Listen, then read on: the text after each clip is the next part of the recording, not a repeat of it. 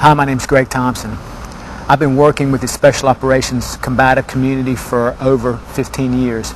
And some of the common things that I see once we start adding weapons and fighting as a team that people end up neglecting. A few basic tips here. One, awareness. You always have to be aware.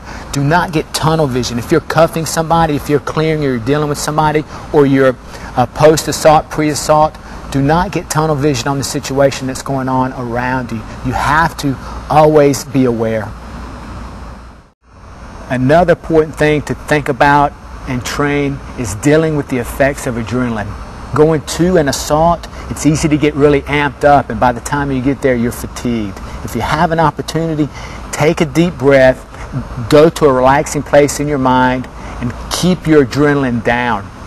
After the assault, learn how to slow things down, take a deep breath again, compose yourself. This will help you make better judgment decisions. Another important thing is communication. It's very important to communicate with the soldiers around you. Once a situation happens, you see guys kind of get tunnel vision. Let somebody else know what's going on around you. It's not how fast you can solve the problem. It's how fast you can solve the problem together. Combative fights are won and lost in nanoseconds. So every second you delay on having somebody come and help you, you're putting yourself in jeopardy and everyone around you in jeopardy. Another important thing that you have to add to your training is training on knowing where your rounds are going. It's probably one of the most neglected things out there in combatives. For every hand-to-hand situation that becomes a life or death situation, it is usually solved by the number 2 man. And the number 2 man usually says the same thing every time. I could not get a good shot. He has to leave his point of domination in the room to try to put a round in the bad guy. And sometimes they're in such a hurry, they shoot the bad guy, the round travels through the bad guy and hits the good guy in the arm or the leg.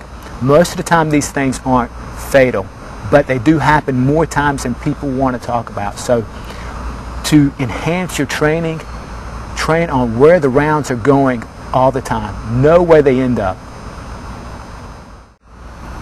Another important thing to practice is the articulation of your actions.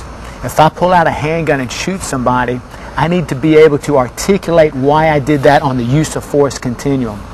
By articulating it to the group and to other people, it will help me form a line in the sand of what is right and what is wrong for post-traumatic stress, and also will not cause a delay in my reaction in a CQB encounter.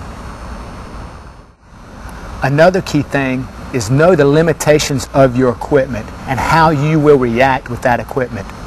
Sometimes you may add another magazine pouch, you may change your holster, you may change your sling, and once you start dealing and fighting in your environment, 360 degrees tackled over an object or end up falling to the ground, know how your particular sling is going to choke you and twist you up. Know when you fall on your side that you may or may not be able to get to your knife or a handgun. You have to practice this because these problems will happen. Murphy's Law will come into effect. Another thing is understand that the most effective training is the task itself. When you're doing the task, force yourself to make decisions. It doesn't matter what skill sets I have. It doesn't matter what tools I have on me. It doesn't matter how great of a fighter I am if I can't make the right decisions on when to use what tools at what time. So create the scenarios, amp them up to where you have so much to process and you have to make a split decision in a nanosecond.